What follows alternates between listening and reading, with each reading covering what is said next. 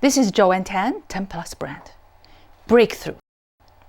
It was early in the morning, the day before the National Speakers Association's annual conference, Influence, in Denver's Gaylord Resort, a huge hotel for conferences. I was wandering around when I heard this. "I need volunteers. Can you help?" A man in his 60s eagerly asked me.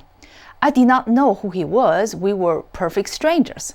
He then explained that the next day, which was the first day of the 3-day conference of the NSA, he would be the first speaker. But what he was going to present would involve hands-on participation by the entire audience of more than 800 people, and he would need as many volunteers as he could round up. To hold the boards, everyone will break, he told me. Meet me and all the volunteers at noon. There. I will explain everything and train all the volunteers. Oh, I'm Brian Byron. I'm going to talk about breakthroughs tomorrow. He extended his hand with a big, enthusiastic, ear-to-ear smile. I could feel a palpable passion in his voice and in his firm handshake, so contagious that there was no way for me to say no. And he left no room for negotiation either. Okay, I'll find out. I did not turn him down, but I did leave room for me to find out first. However, at noon, I was deep in conversation with someone and I almost missed the group training. When I finally got there at 12:25 p.m., Brian was wrapping it up with a large group of volunteers he recruited in the morning, all attendees of the conference. "Sorry I'm late. Do you still need me?" I asked. He replied, "I will give you a private lesson." Then he explained, "Tomorrow, everyone will experience their breakthroughs by breaking a wood board. Like in Taekwondo? My sons are black belts," I said. "Yes, but most people have never practiced Taekwondo and will learn it by breaking boards with your help on the spot." "But I have never broken a board myself." "Your job is to hold the board for them like this," he assured me and showed me. You hold the board at the same level of their elbow. Don't hold it in front of your face. You bend one leg in the front. Tell them this. They must lock eyes with yours and not look at the board. If they look at the board when their lower palm is about to hit it, they will not break it. That's one of the things I want to teach them. Focus on your goal beyond the barrier, not on the barrier. They cannot use their fingers and the hand only right-handed or left-handed. They must use the lower bottom of the hand while swinging their body forcefully, using the body to push the hand through the board. Remember, lead. L, lock your elbows. E, eye contact.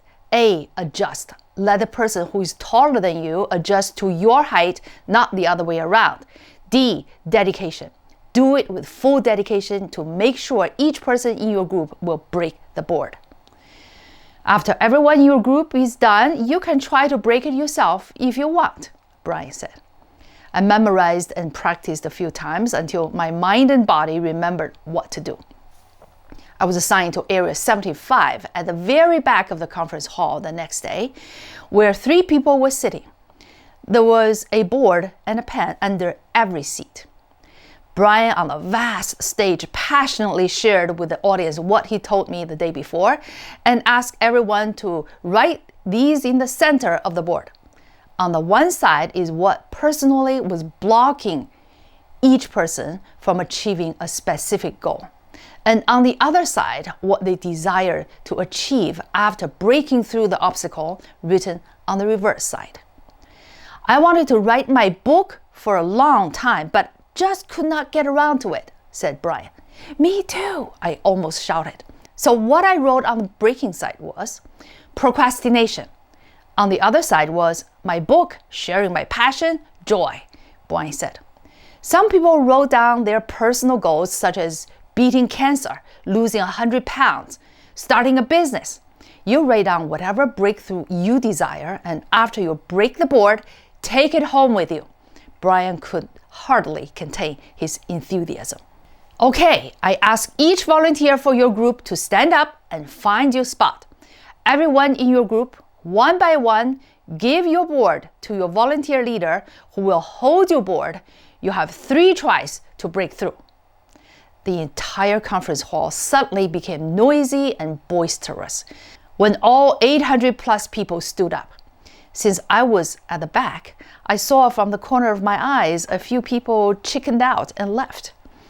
I demonstrated and explained again to all 3 in my group about bending the front leg first, looking into my eyes and not at the board. Pretend that my eyes have what you really want, but the board is preventing you from getting what you want. So don't look at the board. Look at my eyes if you want to break through. Swing your upper body and turn it with force while using the lower palm of your hand to hit the board. The first person who came forward was a man in his 30s, not tall, and was eager to do it. I did not want him to strike prematurely while I was positioning the board at his elbow level. When I'm ready, on the count of 3, you break it. Then I firmly planted my feet. I had kicked off my shoes with socks on my feet only to have a better grip on the carpet floor. My left leg bent at the front, locked my elbows, and looked at him in the eyes. 1, 2, 3.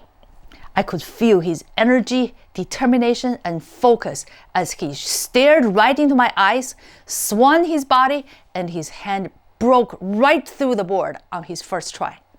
We all shouted, "Yay!" I could hear the same shouting, chanting, clapping from different groups in the huge hall. Next was a woman in her 40s. When I was ready, we locked eyes as if looking through each other with intense energy. When she swung her body and reached toward the board, her eyes were fixed on mine and I could feel the power coming through. She broke the board on her first try. The last one was a woman in her late 20s or early 30s. She was standing straight instead of bending her front leg. I was trying to show her to lower her front leg, just to find out she was wearing a tight miniskirt that could not bend. On her first try, her gaze moved from looking at my eyes to the board at the last second, right before her palm hit the board. I did not feel the power, focus, and determination coming toward me, which I had felt from the previous 2 people. She did not break it. "Ouch! My hand!" She shook her right hand in the air in pain. "Okay, second try." She was eager to do it again, and I knew she was not giving it the proper focus and mental preparation. "You were looking at the board and you did not swing your body enough," I said to her. She then pivoted her upper body to practice. "You need to bend your front leg." I tried to bend her front knee, but the tight skirt was restrictive. The second time, her hand landed on my fingers on the edge. Failed again. I knew she would fail on her 3rd attempt if she continued the same pattern. So I asked the other 2 to chant her name and give her support. "Sarah! Sarah! Sarah!" This was what Brian had taught me the day before. The whole group would support each attempt by a member who did not break on the first try. While they were chanting her name, I looked her in the eyes, feeling like a superhero, and said, "Ready? 1, 2, 3. She turned her body as if doing a rock and roll dance, and her hand knocked on the board, but did not break it. "Ouch! This is hurting my hand," she exclaimed. After some time, she tried again with a neighboring group. I observed that she was taking her time. Instead of rushing to it, she focused her mind for a long time. Then her entire body was thrusting with her hand with such determination, the board broke. "Yes!" we all shouted and clapped. Then I stepped forward and asked the first guy to hold my board for me. I had already written down these on one side. Procrastination, books, fear. At the bottom, vision plus breakthrough belief plus action equals to breakthrough. What could be, not was, not memory. On the other side, I wrote these: energy, abundance, freedom, travel.